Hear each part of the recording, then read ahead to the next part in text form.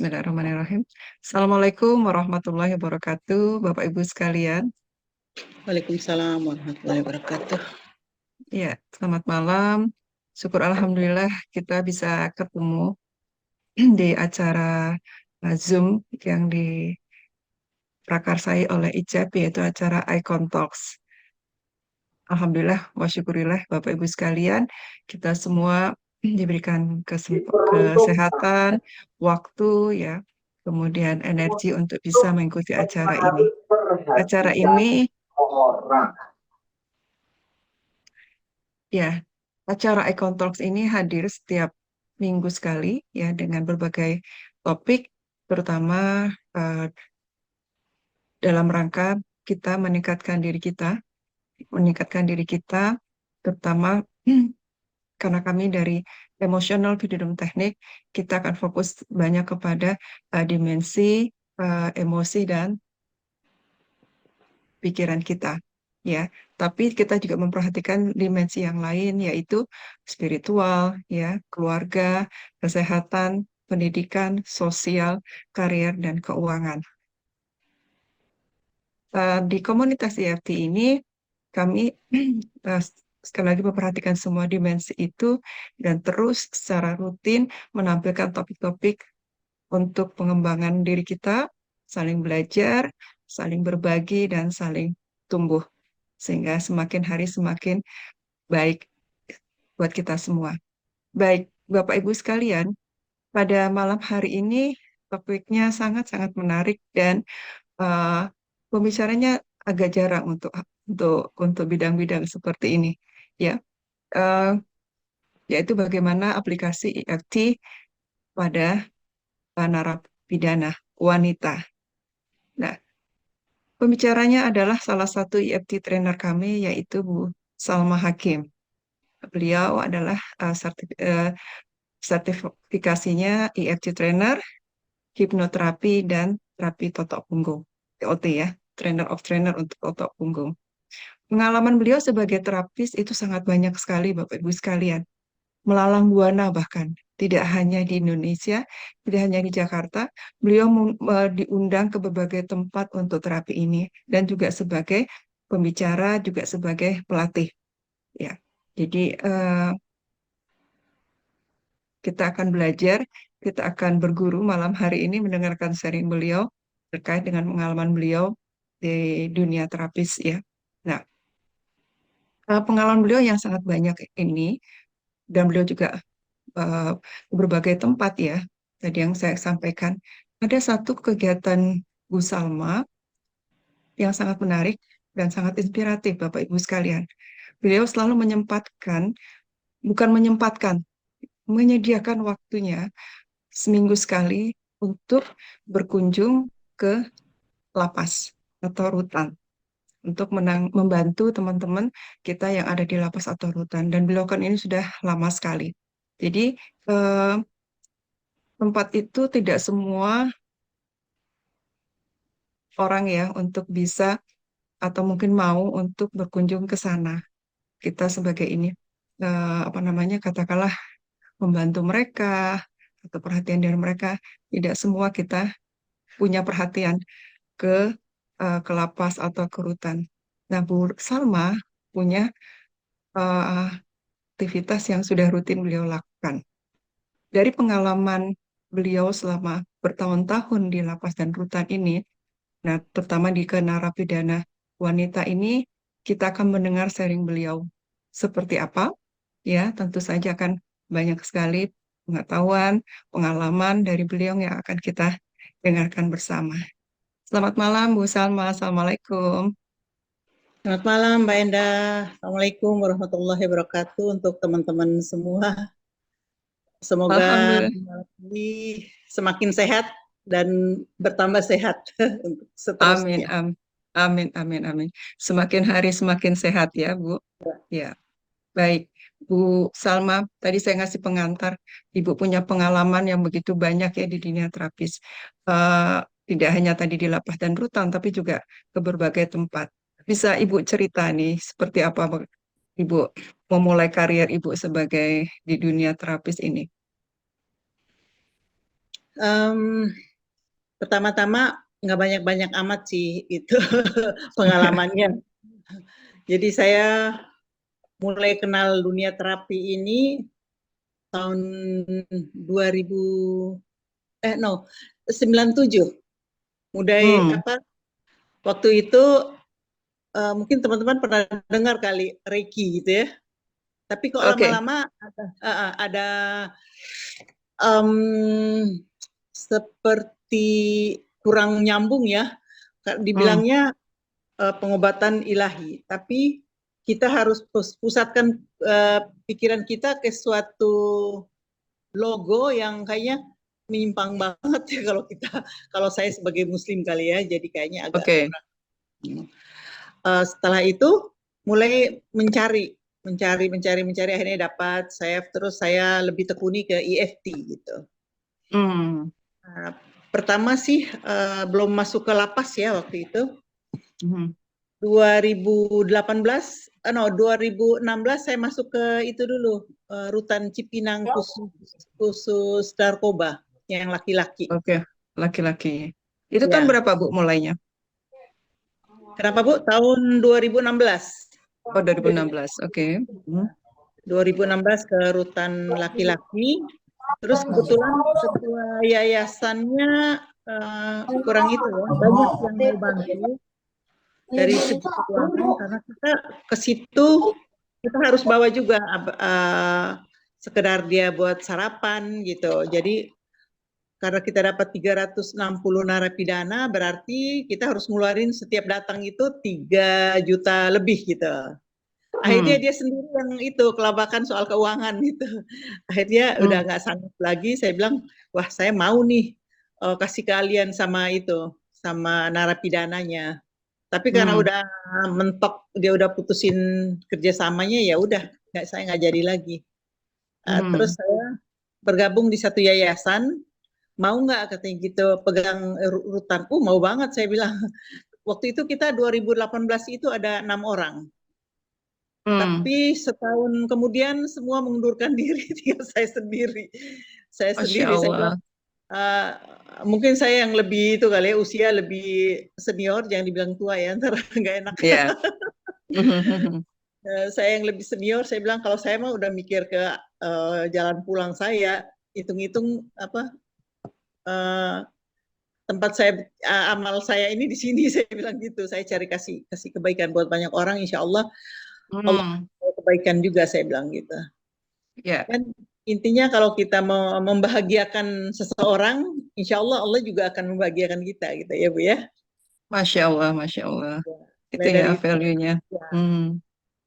Terus mulai itu saya mulai terapi lah di situ sampai ketemu Ibu Siti Fadila, saya terapi beliau juga gitu kan. Hmm. Ya, artis-artis banyak lah gitu, orang-orang biasa juga banyak. Yang kebanyakan di situ narkoba. Ibu-ibu, Oh. ada yang ibu-ibu sampai udah 40 tahun, 50 tahun itu narkoba dan mereka bandar. Hmm.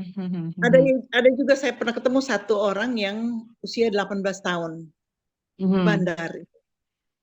Saya bilang, Hmm. Bu, apa nggak kasihan orang-orang rumah kalau ibu jadi kayak gini kan ditangkap masuk ini kasihan yang masih sekolah kan kasihan mereka mungkin malu. Dia alasannya gimana ya Bu ya kan kita keuangannya juga pas-pasan. Saya bilang kan masih banyak Bu kerjaan yang apa yang bukan hanya narkoba aja yang ibu bisa jual Hmm. kan masih banyak ibu bisa jadi asisten rumah tangga kayak gitu kan ya gimana ya Bu bah, paling kayak gitu gimana ya Bu terus saya iseng biasanya Bu kita kan apa dapat kesulitannya itu gimana hubungan ibu sama Tuhan saya bilang gitu Hmm. apakah ibu ibadahnya baik kalau misalnya muslim sholatnya gimana ya gitu deh kata gitu oh iya kan satu poinnya Bu kalau udah kita sesuka-sukanya sama Tuhan Tuhan juga suka-suka sama kita kan iya enggak kalau kita mendekatkan diri selangkah Allah kan beberapa langkah menuju ke kita saya bilang gitu coba sekarang kita ibu di sini saya bantu juga yang penting ibu mau dulu deh Kalau ibu mau, insya Allah ke depannya udah gampang. Tapi kalau ibu tidak mau, nah itu yang bikin berat. Akhirnya mereka mau. Udah saya Oke. kasih terapinya EFT. Sebelum itu saya kasih itu dulu, materi dulu. Saya kasih materi semua dikumpulin. Ada berapa ratus orang itu dikumpulin setelah sholat zuhur itu saya kasih materi tentang EFT. Jadi masing-masing menerapi diri sendiri gitu. Mhm, mhm. Saya kasih materi itu. Setelah itu mereka mulai itu daftar, Bu saya daftar ya untuk terapi gitu. Kadang-kadang banyak yang nggak mau kasih tahu kan, Bu, masalahnya apa, masalahnya apa. Saya suka nanya gitu, masalahnya Oke. apa di sini, apa yang dirasakan. Ya saya sedih, Bu, apa soalnya ninggalin anak-anak. Ada yang orang tua tunggal, anak masih kecil-kecil, dia ketangkap, anak-anak ditinggalin sama ART. Nah, saya Oke. bilang, ya, Baik, Bu Salma, sebelum kita bicara detail lagi nih ke kasus ya. Jadi kan ya, Ibu di rutannya ini rutan wanita kasusnya ya, narkoba. Apakah hanya ya. narkoba atau ada yang lain? Ada yang lain, ada pornografi, ada mucikari, Hmm, ada apa? Kalau korupsi, tapi mereka suka nggak mau bilang korupsi, Bu. Saya bilang, oke. mereka bilang biasa Bu, gelap katanya. Oh ya, mungkin lupa matiin lampu. Maksudnya penggelapan. Oh, oke, oke, oke. Berarti Eh, kasusnya yang paling, tapi yang paling besar narkoba, yang paling banyak ya, narkoba. paling banyak narkoba. Oke, narkoba, kemudian tadi mucikari, kemudian korupsi, Pornografi, sama apa Bu?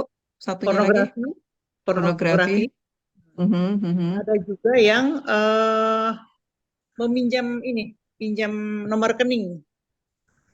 Jadi misalnya Oke, suami minjem nomor rekening istri, ternyata disalahgunakan gitu. Ada transaksi narkoba, transaksi pencucian uang dan lain-lain gitu. Terus istrinya tangkap juga kan karena dia yang punya nomor rekening. oke, oke, oke. Seperti itu Gitu. ya. Baik. Ya. Jadi itulah yang kasus-kasus yang paling banyak ya di rutan ibu ini. Ya. Oke. Nah, dari dengan kasus seperti itu, tadi yang ibu katakan, paling banyak problemnya apa dari mereka, Bu? Selain tadi kan itu kasus yang menjerat mereka ya, Iya. tapi problem yang paling banyak kan tadi ibu bilang bahwa mereka apa namanya meninggalkan keluarga yang seperti itu ya. Nah, dari itu Iya. paling banyak apa Bu kasus kasus ininya apa namanya problematika mereka. Kesedihan mendalam, Mhm. terus apa dendam gitu. Jadi Oke. ada juga ya kayak penipuan-penipuan itu ada kakaknya yang atau adiknya yang jebak kakaknya untuk jadi masuk di rumah tahanan gitu. Oke. Jadi ada perselisihan keluarga, akhirnya dia jadi Oh, masuk ke situ. Nah, jadi ada jadi problem. sebenarnya bukan dia pelakunya ya, tapi dia Bukan dijebak dia ya. pelakunya, ya benar. Oke. Tapi mayoritas apa Bu tadi sedih, dendam, kemudian Sedih, sedih, dendam, sulit memaafkan, mhm, banyak itu apa ya. lagi? Ya, iya sulit memaafkan, dendam, banyak sekali ya, banyak ini ya, banyak yang Variasinya banyak ya. iya Oke, ya. oke. Nah, pada umumnya mereka ketika berada di dalam rutan itu ya Bu ya, kita kan Iya, ya saya sendiri belum pernah masuk ya, iya, katakanlah sebagai dokter kah atau saya sebagai terapis saya belum pernah, jadi saya nggak kebayang nih Bu. iya, Begitu mereka masuk gitu ya, apakah kondisi di rutan itu rata-rata eh, memperburuk kondisi mereka kah, atau bisa menetralisir kah, atau eh, semakin membaik? Misalnya tadinya nggak sholat, justru jadi sholat gitu ya. iya, Atau tadinya bisa jadi dia sholat karena teman-temannya pada ngajarin yang nggak keruan gitu, jadi tambah nggak keruan gitu. Tadi orang baik jadi tambah nggak baik gitu ya. Atau sebaliknya orang nggak baik jadi baik. Kan kalau kita baca berita gitu ya Bu ya, itu ada kan bahwa orang-orang yang nggak baik masuk di rutan tuh 360 derajat kan, jadi Iya, tobat dan sebagainya gitu. Nah, iya, tapi ada juga yang orangnya tadinya nggak apa-apa jadi nggak keruan. Nah, itu kalau iya. pengalaman itu seperti seperti apa sih perubahan yang terjadi di mereka? Jadi dari yang saya perhatiin, saya sering ngobrol juga sama mereka, itu mereka bilang gini, kan saya nanya, Bu, dari salah satu itu yang punya travel gitu kan, ada penipuan di situ kan. Saya bilang, Bu, seumur hidup Ibu, eh, kira-kira berapa tahun usia Ibu yang paling manfaat, yang Ibu rasa benar-benar, wah benar-benar nikmat banget deh gitu. Dia bilang Mhm. 1 tahun 1 bulan. Wah, berarti selama Ibu berada di sini dong benar-benar berubah. Benar dia bilang gitu. Berarti di sini pesantren ya Bu ya, cuman pesantrennya dengan perjanjian waktu untuk keluarnya, nggak bisa tiap minggu pulang, saya bilang gitu. Iya benar dia Hmm, bilang gitu, saya bisa sholat khusyuk, bisa khatam Quran berkali-kali, bisa puasa Senin Masya Allah. Kemis, sholat awal Mhm. waktu. Jadi saya bilang benar-benar ya, maha luar biasa Allah itu. Pada Betul, saat dia betul. udah negor, udah dicubit sedikit, nggak ada perubahan. Akhirnya Hmm. benar-benar ibu didorong benar ke sini. Terlihat sama orang luar mungkin, wah masuk tahanan. Tapi kan di mata Allah jadi mulia ibu. Benar bu. Hmm. Dia bilang, walaupun anak-anak saya yang ada dokter segala macam, mereka mau untuk berusaha untuk ibunya cepat keluar, tapi ibunya nggak mau. Udah nggak apa-apa di sini aja. Hmm. Ternyata Hmm. dia berasa dia bisa benar-benar berubah dari dia masuk di tahanan itu. Dan banyak bu yang kayak gitu. Yang Oh, tadinya Masya Allah. usem bener-bener. Jadi kalau ngelihat saya tuh mereka kayak girang bener-bener sampai dipanggilnya, Mi, Alhamdulillah ya Allah udah dipertemukan katanya gitu. Saya bilang saya juga Alhamdulillah dipertemukan dengan Hmm. kalian. Apa banyak yang saya dapat, saya bilang gitu. Banyak Masya manfaat, Allah. banyak banyak apa ilmu yang saya dapat yang dari Hmm. saya nggak tahu begitu sampai di sini oh kayak gini ya. Loh, kok bisa gini ya, kok bisa gini, akhirnya saya jadi merasa wah masalah saya nggak ada apa-apanya nih karena di Hmm. luar Hmm. ini orang dengan masalah yang amat sangat yang bikin saya juga jadi ya Allah kalau saya kayaknya nggak sanggup deh. Iya, iya, iya, iya, betul, Bu, betul. Jadi ada ya yang betul-betul dikasih hidayah ya di rutan itu ya, itu sekali ya. Tapi selain itu ada juga yang sebaliknya atau bagaimana? Hmm, sedikit sih yang kayak gitu ya. Oke. Jarang deh yang ya, ada sih beberapa yang itu yang emang kadang-kadang kayak gitu kan orang kalau kepengen mau jadi baik kan mereka ketemu kita kan senang ya. Hmm. Nah, kalau ini dia kayaknya menghindar. Kadang-kadang saya kalau dia menghindar saya yang pura-pura duduk dekat Bu. Hmm. Oke. Ada dari luarnya dia wanita baik-baik sampai situ Mhm. bisa jadi kelainan ini kayak lesbi gitu. Oke, oke, oke. Ya, tapi itu presentasinya lebih sedikit malahan.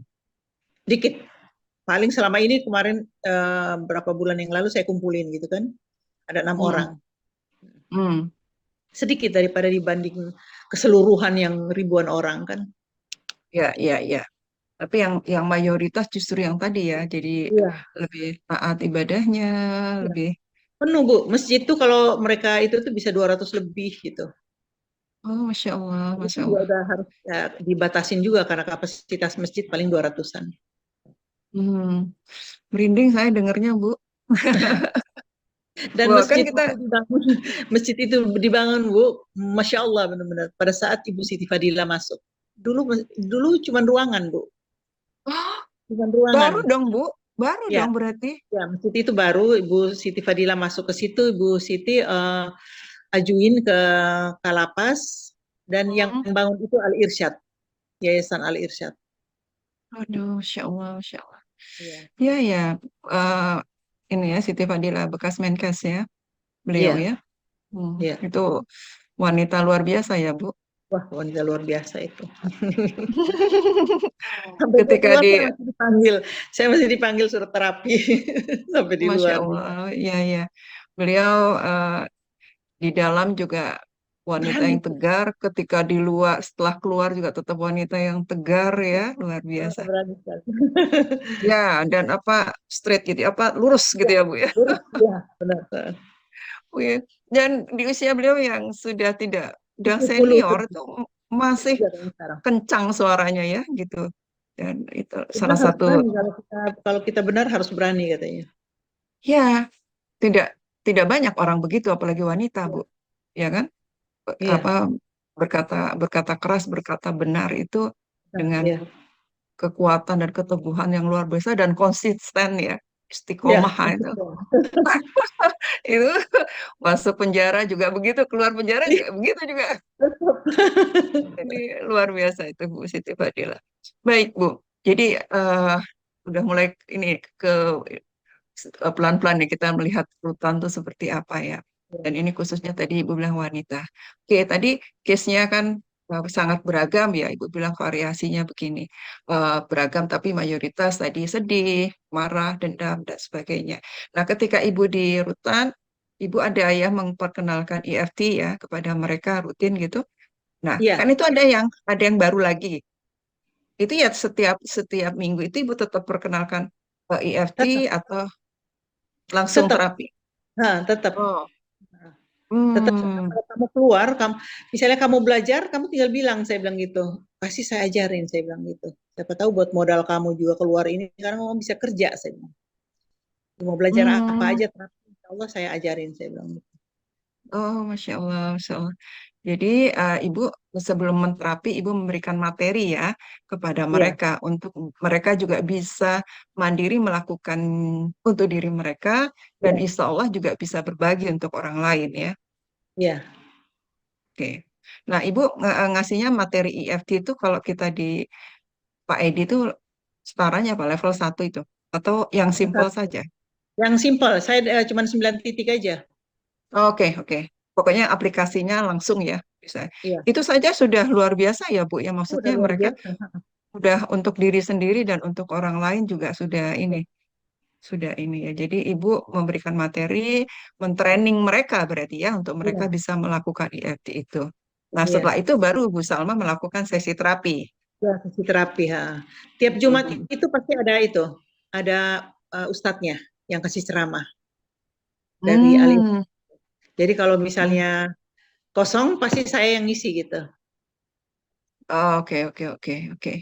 Nah, Bu, dari pengalaman Ibu bertahun-tahun nih di rutan, Ibu ngasih pelajaran EFT gitu ya. Berapa berapa persen yang ikut, yang antusias ikut di kelasnya Ibu? Yang kalau di kelas itu kalau kita ngisi sekitar 200-an. Oh, Tapi banyak yang ya, Bu? banyak. Banyak Karena ya, saya Masya Allah.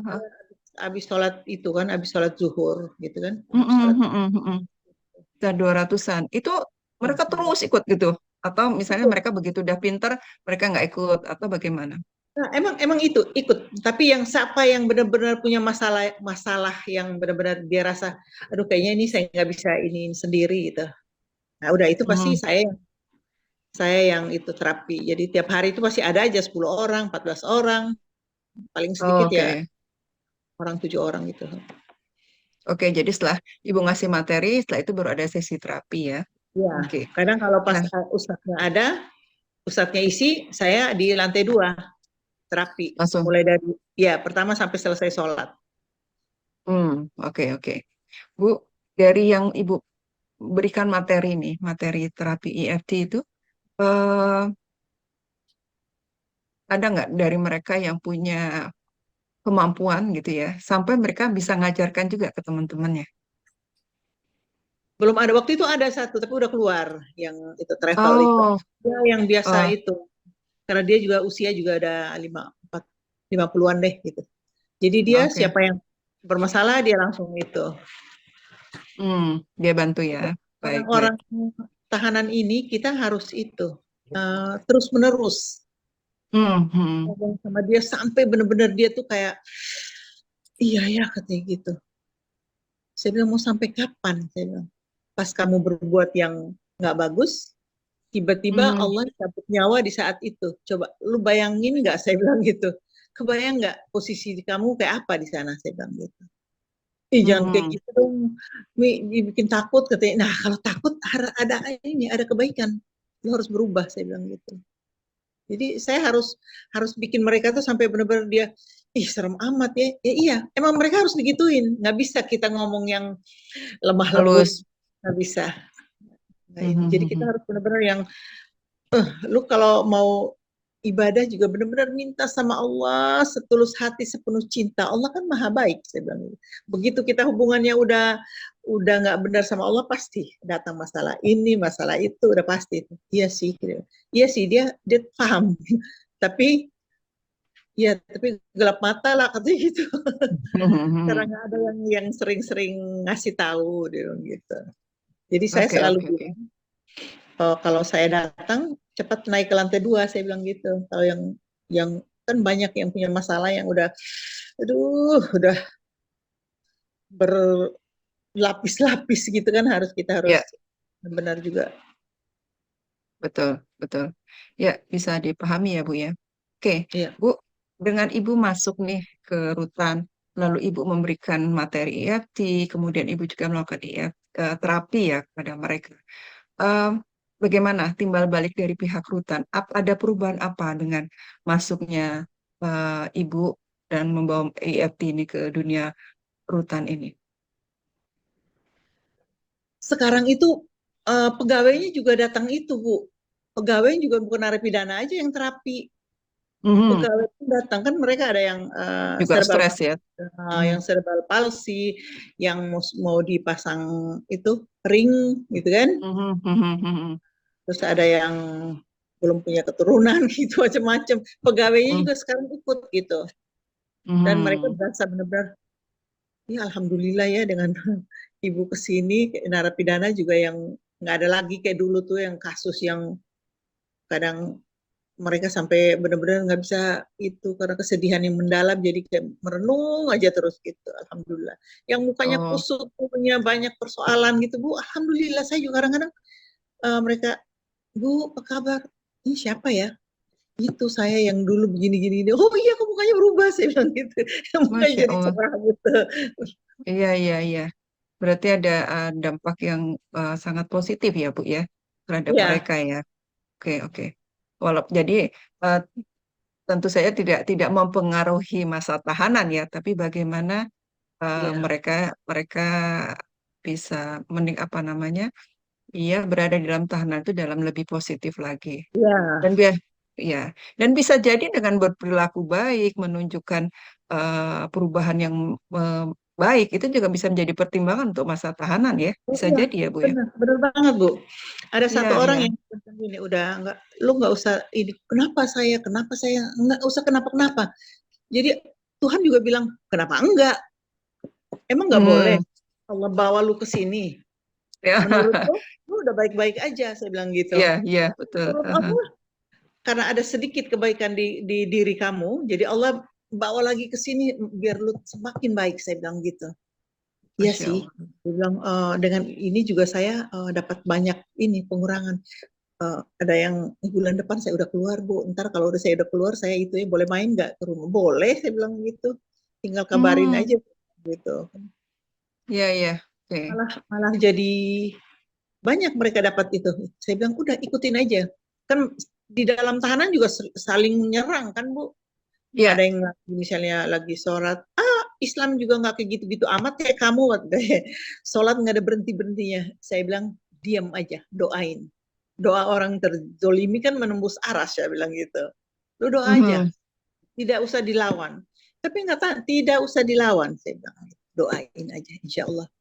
Nah, nanti berapa hari, berapa minggu kemudian atau 2 minggu kemudian saya datang, ya Mi, sekarang dia udah bisa minta maaf sama saya. Tuh kan, pasti kalau diam tuh orang, dia juga rasa, saya bilang, kok saya gangguin terus, dia nggak balas ya. Kirain aja sama Mhm. Allah, orang Allah yang maha segala-galanya kok. Nah, Mhm. Mhm. bilangnya kayak gitu, masih mau dengar kita ngomong itu. Iya, iya. Tapi kita udah ngobrol sekitar setengah jam nih, Bu. Sebelum nanti kita diskusi detail ya terkait Ya, bagaimana contoh-contoh kasus. Saya lihat Ibu di sini selain EFT ya, Ibu juga punya kemampuan tadi yang Ibu katakan eh, tidak bisa dengan lembut, tapi Ibu cukup tegas gitu ya. Bukan Ya, cukup tegas, sangat tegas gitu ya dalam menghadapi mereka. Tuh. Kedua, Ibu juga punya punya punya keterampilan nih yang perlu kita pelajari bersama nih Bapak Ibu sekalian, bagaimana merubah mindset orang gitu. Ibu tuh sempet deh men-switch itu. Jadi eh, tadi misalnya, kenapa kok saya? Kenapa kok saya? Gitu kan?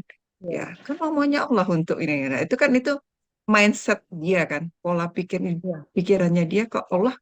Oh, saya sih yang dimasukin Allah penjara kan gitu kan Bu. Jadi, ya, nah, Ibu punya kemampuan nih. Kalau saya tadi saya bilang, kok Bu Popon bisa ya ngomong gitu?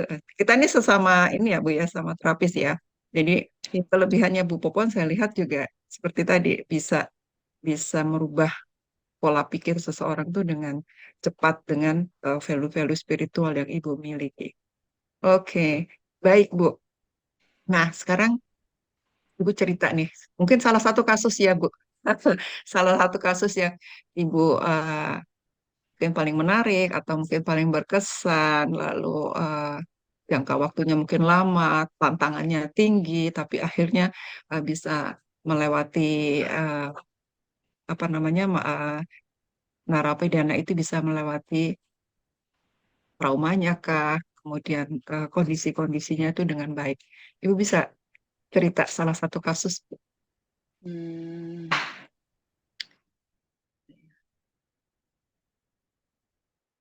banyak sih. Pelecehan seksual aja. Itu dia korban pelecehan. Iya, ha. Oke, Nah, itu silakan Bu. yang Anonim ya, jadi silakan cerita Bu gimana. ini jadi bukan gibah tapi buat pengalaman karena saya nggak bawa namanya juga ke sini kan. Jadi waktu apa pertama kali sih sakit di badan gitu ya, sakit di badan yang saraf kejepit kayak gitu, banyak macam lambungnya sakit semuanya, banyak yang dia rasain gitu. Terus muka kayak diem, bengong, tatapan kosong gitu kan. Terus saya kadang-kadang kadang-kadang agak-agak itu Bu. Jadi kalau misalnya pada diem nggak, kok cuma 2 orang, 3 orang yang mau terapi. Saya bilang kan mereka kadang suka pakai masker kan. Saya suka ituin, coba buka maskernya saya bilang gitu. Saya ngeliatin tuh, saya nunjuk sendiri. Ini ntar nanti terapi ya, saya bilang gitu. Yang ini di terapi ya. Nih, 1, 2, 3, 4, 5 gitu. Terus ke atas ya, saya bilang gitu. Ya kena tembak deh katanya gitu. Iya daripada itu saya bilang kan kelihatan kamu yang misalnya punya persoalan tapi malu gitu, nggak usah diituin, nggak usah malu karena saya juga nggak buka di sini. Misalnya ada yang nanya, si itu masalahnya apa sih Bu? Enggak, saya bilang ini udah sudah terlalu banyak masalah. Saya udah nggak ingat-ingat lagi. Yang ini sakit apa, yang ini sakit apa, saya bilang gitu. Jadi nggak ada yang dibuka di sini. Semuanya punya masalah, saya bilang. Akhirnya di terapi, eh, begitu di terapi ternyata bukan saraf kejepit yang itu. Setelah udah 3 mingguan gitu saya terapi, baru saya temukan itu pas saya dibilang dia kalau haid suka sakit, suka seperti kena silet gitu-gitu. Terus begitu saya pegang, oh saya yang jadi nangis ya segitu. Nah, saya bilang ini kamu pernah kena pelecehan seksual nggak? Dia bilang iya. Nah, akhirnya saya terapi EFT Bu, sampai dia muntah-muntah, sampai muntah-muntah. Akhirnya selesai itu nangis sampai aduh udah kayak apa aja tuh. 2 kali saya terapi, akhirnya alhamdulillah Bu, dengan dengan saya terapi selesai di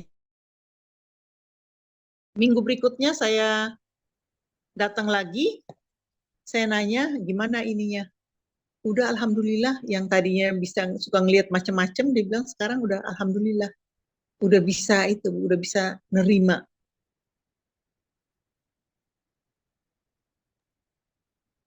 Oke, jadi sudah kita bahasa kita acceptance ya, sudah bisa menerima kondisinya Iya, ya. iya, Mhm. udah bisa menerima dan dia sudah tidak bisa ngelihat lagi yang makhluk-makhluk yang dia biasa ngelihat itu. Itu luar biasa Hmm. loh Bu, FT itu. Oh, itu saya sendiri Bu, saya sendiri juga, ya Allah kok bisa ya, saya bilang gitu. Yang tadinya dia kan seperti suka ngeliat-ngeliat, dia bilang kadang ada suka kayak datang makhluk yang senang sama dia gitu. Tiap malam itu Bu. Itu Hmm. setelah FT sampai dia muntah, sampai dia nangis kayak gitu tuh. Setelah itu 2 hari kemudian terus hari Jumat yang saya datang lagi, dia bilang, Bu, terima kasih ya, saya udah nggak bisa ngelihat lagi, dia bilang gitu. Mhm, mhm.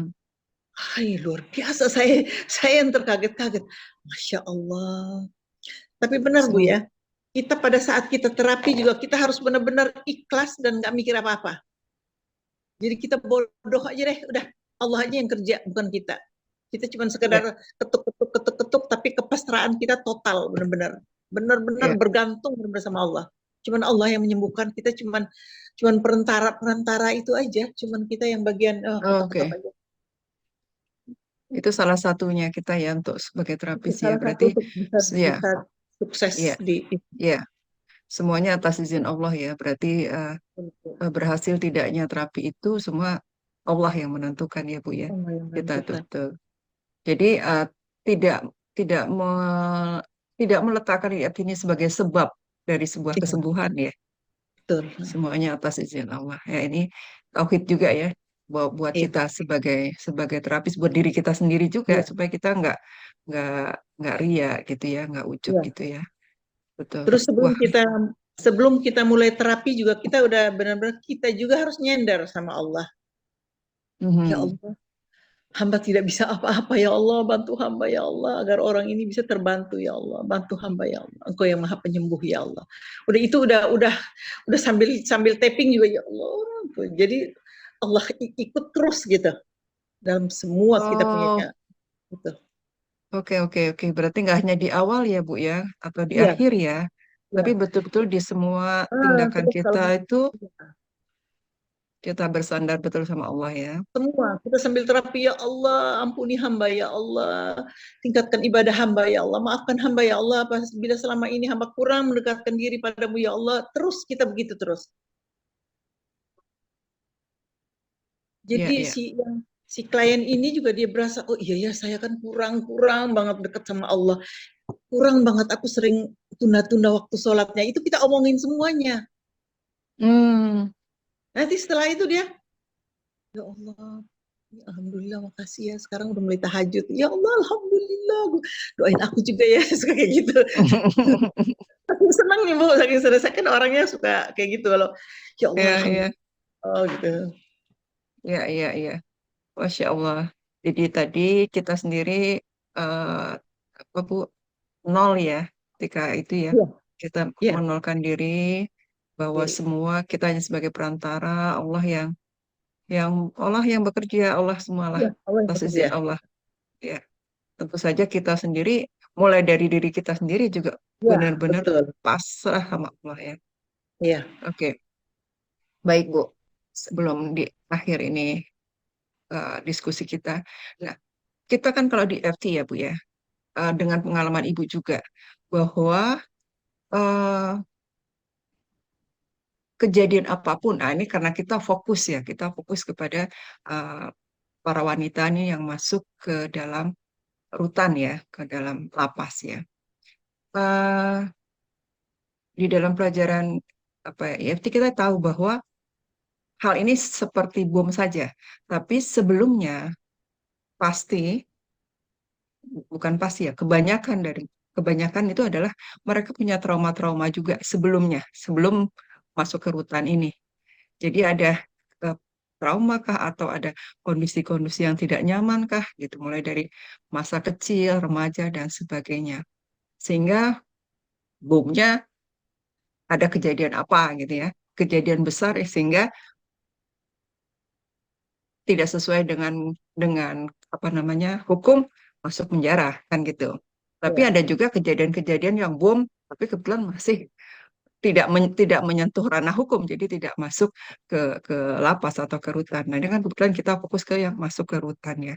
Tapi kalau kita lihat kejadiannya, pasti di perjalanan kehidupan mereka itu apa dia ada trauma-trauma besar sebelum mereka sendiri masuk ke rutan.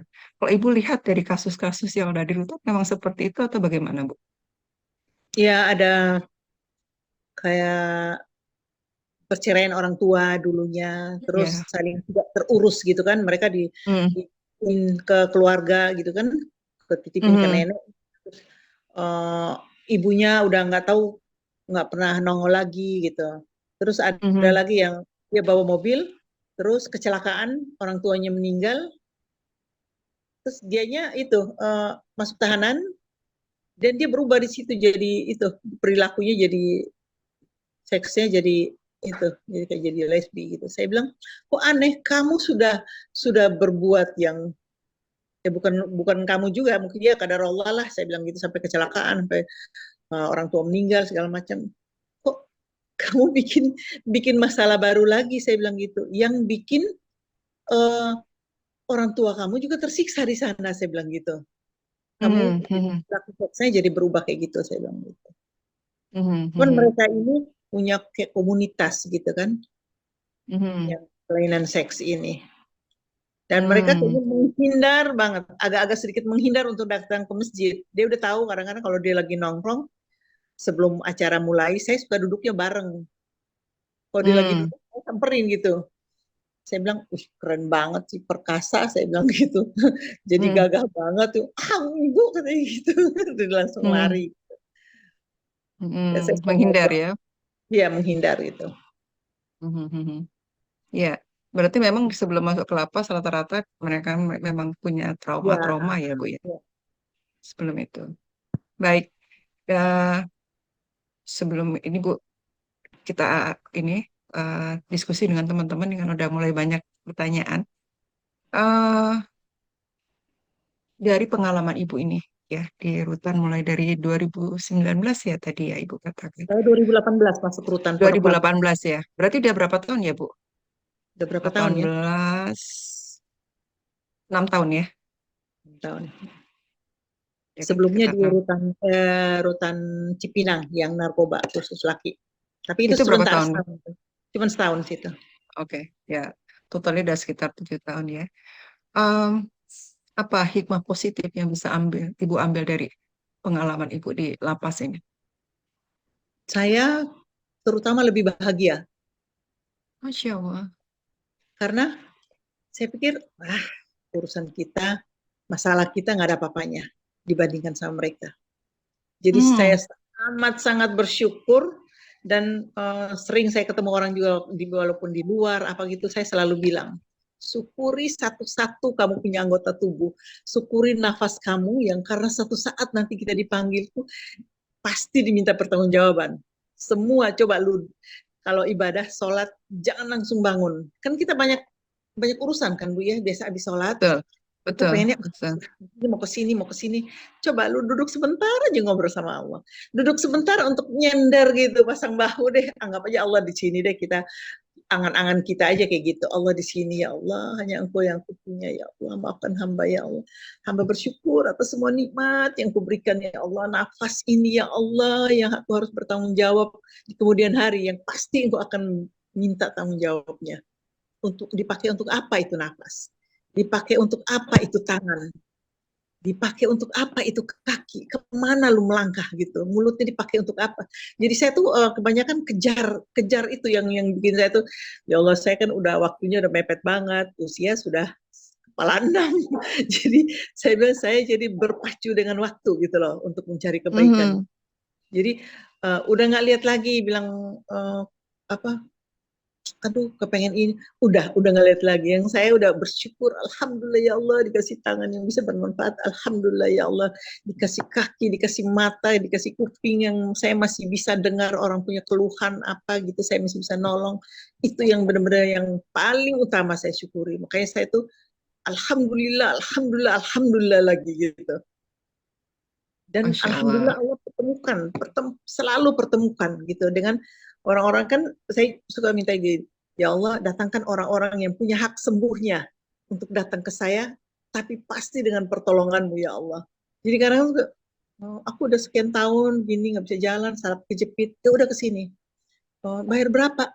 Kalau lu ada duit lu bayar, kalau nggak ada duit nggak usah bayar. Kalau nggak ada duit lu nggak bisa datang, saya yang datang ke situ. Saya bilang gitu. Itu yang bikin saya bahagia itu. Saya masih bisa bermanfaat gitu loh. Ya Allah. Merinding saya Bu dengernya. Jadi bersyukur ya. Tadi hikmah yang paling Ibu ini kan adalah bersyukur dengan semua kenikmatan yang diberikan pada Allah ya. Yang selama ini kadang-kadang kita suka suka nggak eh, bukan enggak ya mungkin kurang ya bahwa Kurang, kurang ya, kurang anggap. ya nggak ingat gitu bahwa nafas ini semua ya penglihatan Ya. indera kita semua tangan dan sebagainya Dan itu itu kita nggak kalau dapat kalau kita nggak duduk diam sebentar gitu loh. oh Duduk Ibu sebentar dulu. lakukan kapan itu? Ibu lakukan yang habis setiap sholat itu. Setiap habis sholat pasti saya duduk dulu. Saya udah ngobrol. Ya Allah, Masya Allah, nikmat banget ya. Ya Allah, Alhamdulillah punya sajadah. Ya Allah, Alhamdulillah. Ya Allah, Allah Hmm. kasih orang yang punya, yang bikin ini sajadah. Kok bisa ya Allah kasih otak dia sampai dia pintar kayak gini. Jadi saya pakai, di matamu ada Allah. Semua yang kamu lihat ada Allah di situ. Gitu. Jadi dekat banget sama Allah nih, iya Bu. Bu Salma.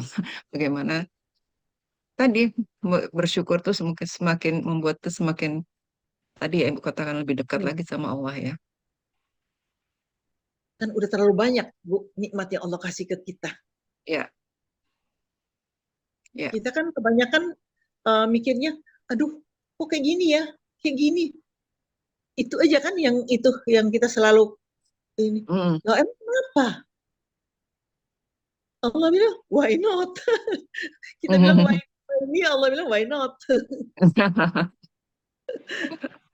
Iya, iya. Betul, betul. Baik. Masya Allah, Bu. Jadi kami jadi mendapat banyak insight di malam hari ini. Jadi eh, selalu bersyukur ya.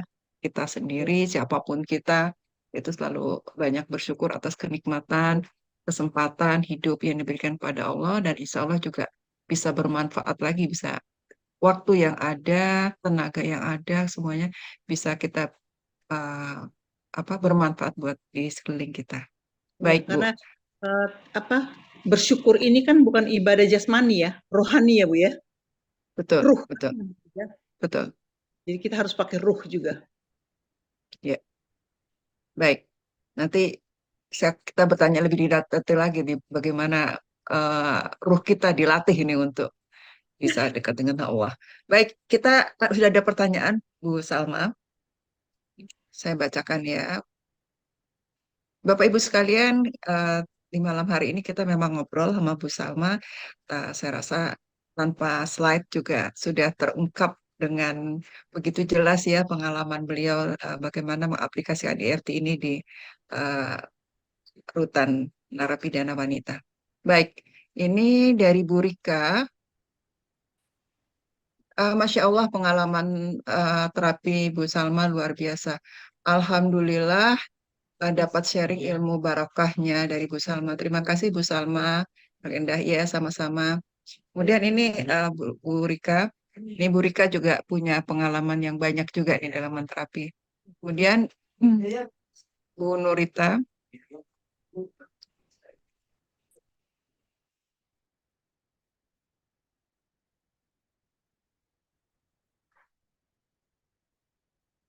Suaranya yang ada suara. Ya, kemudian Bu Nurita, Bu Salma berapa kali terapi pada para napi berubah menjadi lebih baik? Rata-rata berapa kali, Bu? Eh sekali terapi udah ada perubahan dari wajah ya. Nah, 2 kali saya selalu bilang mereka paling tidak tuh 3 kali itu lo harus ke situ. Kadang-kadang 2 kali ketemu kok nggak datang lagi, udah enak katanya gitu. Nggak apa-apa datang Hmm. lagi biar teman-teman yang lain bisa itu kan banyak Bu. Jadi kalau apa nggak gantian kalau itu terus ada juga sih yang istiqomah banget gitu kan. Tiap saya datang pasti dia udah duluan datang gitu. 2 3 kali paling itu tuh saya biar walaupun di luar rumah tahanan juga paling paling lama saya 3 kali Bu. Alhamdulillah. Mungkin Allah Oh, kasihan kali ya. Jadi dikasih kemudahan. masih kemudahan ya. Insya Iya. Allah. Ya, itu cepat, termasuk cepat ya Bu ya. Ya, 2 kali alhamdulillah. udah, 1 kali, 2 kali udah cukup, Ya. paling banyak 3 kali. Padahal saya lihat kasus-kasusnya ya berat lah, cukup Iya. berat, cukup berat. Kalau mereka sampai tadi kan sampai eh, tadi bu apa ya meledak itu kan pasti ada kejadian sebelumnya Wah, ya, dan pasti ada yang pada saat saya terapi juga bukan lurus-lurus aja, Bu. Tiba-tiba dia berontak yang kayak itu, yang kayak orang dibilangin apa sih? Kayak orang lagi yang rukyah gitu, Bu. Orangnya berontak. Hmm, ya ada makhluk lain ya. Ya, kayak gitu. Hmm, Ya, hmm. habis itu harus diituin, dibersihin kan ya. Oke, oke. Ya, baik. Ini seperti itu ya, Bu Nurita sudah terjawab ya.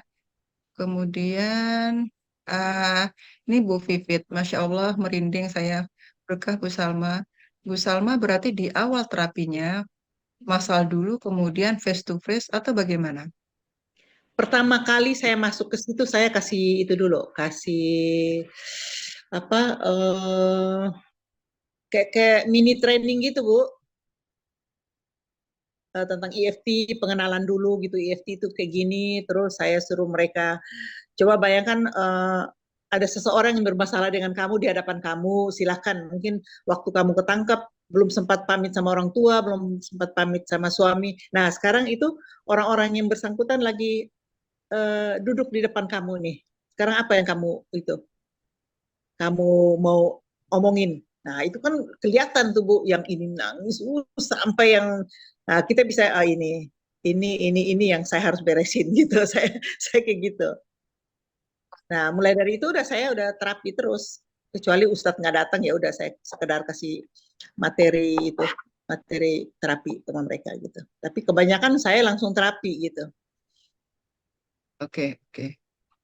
Tapi ada kalanya Ibu juga memberikan tadi ya, apa namanya, muatan ya, terkait Iya, dengan EFT ya, mini mini tadi, mini course iya. tadi. Oke. Hmm, ya, Jadi apa materi EFT, kita terapi EFT dibarengin dengan spiritualnya harus kita kuatin, cara kita berzikir untuk cara kita kayak misalnya kalau Islam kalau uh, istighfar itu misalnya astagfirullahaladzim, astagfirullahaladzim kayak gitu-gitu aja kan kadang-kadang. mm, Ini kan harus lebih dalam lagi, harus kata-katanya harus astagfirullahaladzim ya Allah maafkan aku. Nah itu mereka begitu diomongin langsung nangis Bu. Nah, lu kayak seperti itu, saya bilang gitu. Kalau memohon sama Allah seperti itu. Jadi Allah lihat lu punya kesungguh-sungguhan kamu dalam memohon ampun sama Allah. Jadi bukan sekedar lip service, basa-basi gitu kan. Yang penting sudah deh 100 kali udah selesai gitu. Enggak. Harus benar-benar dari hati benar-benar. Jadi rasa di seluruh tubuh itu berasa. Oh iya ya Allah kayak gini ya, dekat sama Allah kayak gini ya. Nah, gitu. oke. Bu, sebelum Ibu ngajarin nih, ngajarin sharing kepada mereka ya, mengarahkan mereka terus menikah. Ibu sendiri kan eh, perlu berlatih kan. Maksudnya ibu sendiri punya pengalaman, makanya ibu ketika bisa mengajarkan, ibu juga kan pasti punya proses di dalam diri ibu Oh sendiri iya. kan untuk sampai dari itu. Apa ibu Iya. bisa ceritakan? Maksudnya proses di dalam ibu bisa seperti ini. Uh, ya saya kan menemukan dulu yang sebelum EFT ada saya tahun sekian-sekian gitu kan Ibu ya. Nah, kita Hmm, terus di sini-sini gitu. Kita kan pasti semuanya nyari apa tempat terapi ini karena kita pasti kan ada masalah ya nggak. mhm, Nah, sampai kita kok lega ya, kok lega ya bisa bisa 4 bulan itu tidur jam 8 ya gitu hmm, saking merdeka banget kayak gitu. Nah, akhirnya saya mhm. bilang wah ini kalau saya aplikasi ke orang yang benar-benar yang punya masalah yang berat, wah insya Allah keren banget nih saya bilang gitu. Udah saya mulai guna buat anak ngajarin dulu anak-anak SMA gitu loh Bu. Saya ke sekolah-sekolah gitu kasih itunya tentang cara untuk mereka ngelepasin diri dari rokok gitu. Nah itu Oh, dulu ada teman saya, kebetulan klien saya juga klien narkoba. Terus dia bikin Hmm, yayasan. Dia bikin yayasan, jadi setiap kita kerjasama sama BNN sama kepolisian. hmm, Jadi kalau misalnya ada yang ketangkep malam, saya diteleponin, Bu, pagi ke sini ya, langsung ke yayasan ya, ada yang ketangkep gitu mau diterapi gitu. Ada kasus gitu ya. Ada kasus gitu. Hmm, hmm, hmm, Dari situ saya bilang, wah ini ilmu yang Masya Allah, ini nggak bisa dipakai sendiri. Harus, benar-benar harus hmm, saya itu. Saya harus, hmm. makanya saya niatnya, mungkin insya Allah saya mau keliling, ini mau fokus untuk ngajar gitu. Keliling biar banyak orang lebih tahu, Bu. Betul, betul, betul. Bisa lebih menebar manfaat ya, Bu ya. Ya, Oke, oke. Tapi tadi yang Ibu sampai bisa, ya, berkali-kali nih Ibu katakan, jadi misalnya Alhamdulillah sampai punya rasa banget. Gitu. Tadi yang Ibu katakan bahwa Alhamdulillah, Alhamdulillah. Itu prosesnya, latihannya seperti apa? iya, saya dulu ikut tasawuf, terus saya coba dengan baca begini kok pada datar-datar aja ya, saya bilang gimana yang sampai akhirnya saya coba yang sampai ya Allah, yang sampai kayak gitu sampai rasa ya Allah ternyata kayak gini caranya, saya bilang untuk benar-benar kita rasa seluruh tubuh kita itu kayak seret kayak gitu, kayak disiram Hmm, benar-benar kayak masuk benar-benar ke kolbu itu. Jadi kayak kita oke. la ilaha illallah biasa aja ya gitu kan. Tapi kalau Hmm, hmm. kita la ilaha illallah kayak neken kayak gitu kan rasanya kayak ya Allah benar-benar nih nggak ada Tuhan yang lain cuman Allah aja, Allah hanya Allah aja. Jadi saya selalu kayak suka memanjangin ya Allah gitu kayak gitu suka kayak sampai uh, Oke. Berarti eh, penuh menikmati bahkan ya setiap iya, kata-katanya itu ya iya, sampai pada seluruh tubuh kita merasa betul iya, apa yang ada di ucapan kita ya. Tidak hanya sebatas di mulut ya, Bu ya. iya benar banget. Baik, baik. Ya, ini sudah ada pertanyaan lagi, Bu. Jadi saya ajak ngobrol Ibu kalau sudah ini. Ini udah ada Bu Vivit nih, Tistawati. Dalam menterapinya Ibu ada tim atau Ibu sendiri? Dulunya tahun 2018 itu kita ada 6 orang, 6 apa 7 Mhm. ya. Terus ya udah mulai mundur, mundur, mundur, tinggal saya sendiri. Mhm. Waktu Sekarang itu saya sendiri ya. sendiri saya sempat ngajak ponakan gitu kan, kan ada kalau yang kan misalnya datang nih 8 orang gitu, ini yang sakit pinggang, ini lambungnya sakit, saya suka uh, waktu itu sempat bawa ponakan 2 bulan gitu, udah lu pasang aja nih ini alat ini ya gitu di lutut mereka biar nggak itu. Saya fokus ini mau terapi psikis orang-orang ini gitu. Tapi sekarang dia udah kerja ya udah sendiri. Tapi ya alhamdulillah aja kepegang aja gitu. Hmm. Ya, ya. Walaupun sendiri, alhamdulillah diberi kemudahan ya, Bu ya. Alhamdulillah Diberikan mudah. itu. Kadang sampai 14 orang gitu-gitu. Wow, ya, ya. Maka ini agak saya agak-agak itu kurang itu kemarin terlalu banyak psikis Terapi Ibu. terlalu banyak. Ibu kemarin ada event ya. Iya. Baik. Oke, Bu Pipit itu Bu Pak Sarsito. Bagaimana awal mula Ibu Salma bisa mengakses masuk ke LP? Ibu yang tangani bukan karena mereka masuk LP, tapi bisa karena dampaknya. Apa ya maksudnya Pak Sarsito? Boleh silakan langsung Pak. Saya kurang paham dengan pertanyaannya Bapak. Yang kedua. Ya, terima kasih Dok. Oh, enggak ya. Linda. Oh, enggak. Ya, silakan. Ya, maksud saya itu bukan karena itu kan seseorang itu masuk LP itu karena sebab kan ini seperti itu. Jadi Ya. bukan karena sebab itu yang ditangani, tetapi ada hal lain misalnya tadi yang seolah-olah seperti saraf kejepit dan lain sebagainya gitu. Jadi ini apa namanya justru penyakit-penyakit yang lainnya bukan karena masuk LP-nya gitu nih maksud saya gitu seperti itu. Oh, bisa dipahami, Bu? Silakan. Sama tadi, bagaimana bisa mengakses, bisa masuk ke LP. Silakan, Bu Salma. Saya dulu kemana-mana sendiri, tapi terus ada yayasan yang minta untuk gabung di situ. Terus Hmm. yayasan ini usulin lagi ke Al Irsyad. Oh. Nah, Hmm. akhirnya saya itu masuk ke situ. Terus Gimana kalau pegang itu, kalau pegang lapas, karena Ustadz Ali Irsad kasih ceramah di situ. Gimana kalau, oke, saya bilang boleh, saya bilang. Ya udah akhirnya teruslah di situ. Udah seneng, udah keburu jatuh cinta gitu loh Pak. Udah seneng. Ya. Jadi awalnya justru karena di itu ya, di Al Irsyad itu ya. Jadi Al Irsyad kemudian meminta, oh ini kayaknya cocok untuk dilakukan di lapas gitu, seperti itu kan. Iya. Oke. Oke. Iya. Pertanyaan yang kedua, Bu. Pertanyaan Pak Sarjito yang kedua. Tangani karena mereka masuk LP-nya atau bisa kena dampaknya? Maksudnya gimana Bu? Coba Ini Pak Sarjito maksudnya, ulangi.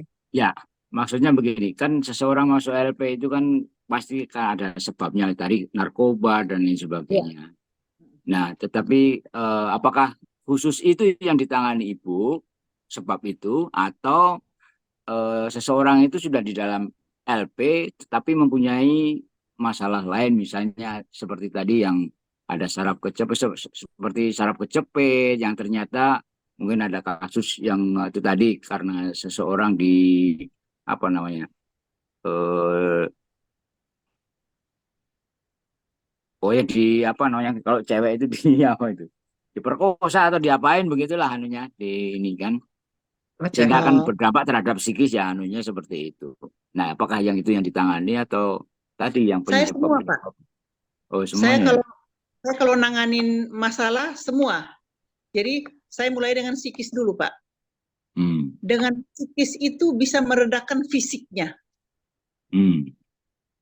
Ya, Karena fisik ini diawali dengan psikis kan Pak. iya betul. Sakit hati, kesel, apa segala macam, mulai kena saraf kejepit, jantungnya bermasalah, lambung bermasalah. Jadi kita psikis dulu, psikis udah rapi, baru saya mulai nanganin. Misalnya, oh ini kok lambung saya kayak gini ya, nah, Hmm. gitu Pak. Ada lagi? Oke. Ya, terima kasih Bu Salma. Sama-sama Ini Pak. motivasi untuk para terapis ini. Lebih banyak Oh lagi. iya, Oke, Nikmat bener terima Pak. kasih silakan. Bu. Kalau udah masuk ke situ kita udah nggak punya masalah. Rasanya kok masalah saya nggak ada apa-apanya dibanding sama situ. Iya, iya. Oke, terima kasih Bu Salma. Sama Pak.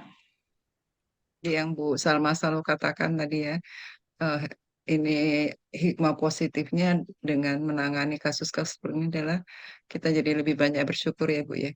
Ya, betul Jadi banget Bu. apa yang kita rasakan tuh kecil banget dibandingkan Betul mereka banget. yang ada di sana. Oke, ada lagi. Bapak Ibu sekalian masih ada waktu sekitar 5 menit. Oh ini Bu Amalia. Bu Salma menangani LP narkoba yang di mana Bu? Terus bagaimana cara memperkenalkan EFT ini pertama kalinya Bu? Oke. Saya pertama kali yang di Cipinang, lapas Cipinang yang khusus narkoba, laki-laki itu. Mhm. Saya kasih materi dulu, Bu. Pertama kali saya kasih materi dulu, terus saya kasih mereka saling terapi, tapi di lapas laki-laki itu kan banyak penyimpangan penyimpangan juga kan, Bu. Begitu Mhm. saya suruh pasang-pasangan untuk saling terapi, tiba-tiba udah saya yang satu dikorek ini, saya bilang stop, masing-masing terapi diri sendiri, udah nggak usah pasang-pasangan lagi, pisah satu-satu aja, satu-satu kasih baris gitu. Jadi ini main toel-toelan kayak gitu. Akhirnya mereka Oh. jadi sendiri-sendiri. Nah, Mhm, mhm, mhm, mhm. Ya. di Cipinang, pertama kali itu di Cipinang deh. Kita dapat 300 lebih narapidana. Tapi Tapi yayasannya ke di keuangannya dia itu. Kita kan, saya bilang kita kan nggak bayar. Dulu banyak yang mau bantu, cuman anaknya nggak mau. Saya bilang ya udah nggak mau berarti yayasan tutup. Selesai saya bilang. Sayang kan? mhm, mhm, mhm. Oh, jadi problemnya di yayasannya ya Bu ya? Iya. Kalau Ali Mhm. Irsad kan kuat ya. Oh, oke, iya. Bu, satu lagi Dok Enda. Oh, Enggak sih. enggak. Ah. Di lapas itu kan macam-macam ininya ya. Rutan Apa Pak, saya namanya? rutan. Rutan. Rutan Oh, bersebelahan sama rutan. lapas. Oh, rutan. Itu kalau rutan itu khusus apa menangani satu masalah atau memang di situ banyak sekali orang-orang yang misalnya narkoba, kemudian pembunuhan dan lain sebagainya, Bu. Iya, campur. Jadi Campur ya. kalau di lapas itu yang sudah diputuskan Hmm. sekian tahun sekian tahun. Di rutan ada juga yang sudah diputuskan, tapi banyak juga yang belum diputuskan gitu loh. Campur. Hmm. Ya, ya, ya, ya. Jadi banyak kasus pembunuhan apa gitu. Ibu Tadi fokusnya juga di narkobanya ya, Bu ya? Semuanya Pak, Atau semuanya? Bisa semuanya semuanya, ya? semuanya Oh, insya Allah. oke. Ya, ya. ya Nah Makasih, saya Bu. tadi di awal-awal udah diceritakan Pak Sarsito. Jadi eh, kasus terbanyak narkoba ya Bu ya. Kemudian ya, mucikari, lalu pornografi, seperti itu ya tadi ya. Yang paling banyak pembunuhan, tapi penipuan, pembunuhan, ya. Tapi mayoritas narkoba ya. ya banyak Ya, narkoba. ya. Oke, ini dari Bu Rika. Betul sekali Bu Salma, rasa syukur kita bertambah setiap kali selesai menangani para kliennya juga yang sering saya rasakan. Alhamdulillah. Ya, Ya. sama-sama Bu Rika, sama-sama terapis nih. Oke. Ya. Terus satu lagi Bu yang saya pesenin, kita jangan gampang itu dipinjemin, kita minjem minjem ke orang gitu loh nomor rekening kita. Walaupun itu ke suami sendiri, kecuali ya udah nggak tahu ini ya. Ini banyak Hmm. kasus yang suami istri jadi masuk tahanan karena si suami pinjam nomor rekening istri. Ternyata uangnya masuk ada gravitasi lah segala macam. Akhirnya dua-duanya masuk. Hmm. Terus satu lagi ada kasus gini, ibunya memperkenalkan seseorang kepada anaknya, orang yang punya kemampuan dari segi keuangan. Kenalin ke Oke. anaknya. Anaknya ini bekerja di satu perusahaan. Nah, orang yang dikenalin ibunya ini, dia kenalin lagi ke pimpinan perusahaan itu. Ternyata dalam perjalanan ini nipu. Akhirnya ibu sama anaknya bareng masuk tahanan. Sama yang punya perusahaan kasih masuk mereka berdua karena mereka yang kenalin. Hmm. Jadi kalau mau mengenalkan seseorang untuk kita mau kasih kenal ke teman, ini orang bagus nih buat investor gitu. Kita bikin perjanjian dulu. Saya hanya mengenalkan saja. Adapun misalnya terjadi penipuan atau apa-apa bukan urusan saya gitu. Jadi kita nggak terlibat. Itu ada beberapa, ada guru yang sudah 30 tahun bekerja sebagai guru, dia kenalin seseorang ke pengusaha temannya yang punya usaha, akhirnya kan kemarin itu dia masuk tahanan Jadi ya. karena dia kenalin. Iya, Jadi betul itu. Itu jadi kita perlu sebenarnya yang masuk tahanan itu belum tentu bersalah ya, Bu. ya, Terjebak gitu ya. Dijebak ya, Iya, gitu. iya. Ya, mungkin sebagai ini juga ya, apa namanya, akibat ya, bukan akibat, dampak apa namanya. Ini ada iya, juga ini ponakan ini tiba-tiba kan juga ada yang rencananya apa? Ada seseorang begitu. Tahu-tahu mau ngasih uang 10 miliar. Udah hmm, pokoknya terima aja 10 miliar. Betul-betul ada donunya. Dia nggak mau. Gimana saya kalau saya ketangkap kalau saya kan pegawai nggak mungkin punya gaji seperti itu iya, dalam sampai pensiun pun juga nggak akan sampai. Kenapa saya iya, masih di rekening saya bisa masuk seperti ini? Akhirnya ternyata ini hanya dipakai sebagai apa? Seperti money laundry begitu anunya. iya, Nah, Ini luar kambing biasa anunya hitam ya, banyak seperti. Iya, iya, iya Bu, iya. dijebak. Saya kira itu ini anu aja ini juga pengalaman juga. Jadi ponakan saya itu Hmm. nggak mau sama sekali. Padahal mereka juga sekalipun saya kerja di bank, nggak mungkin gaji saya sampai pensiun akan apa namanya terkumpul segitu banyaknya. Nah, iya. ternyata betul ininya untuk money laundering. Banyak sekali Pak. Iya. Oke. Ya, di satu sisi kita juga bisa lihat ya bahwa kita tidak bisa eh, apa ya, menghakimi lah, menjudgment gitu ya bahwa orang yang masuk ke tahanan itu semuanya bersalah gitu ya. Memang orang nggak benar Iya, gitu belum enggak ya Bu ya. iya. Betul. Baik.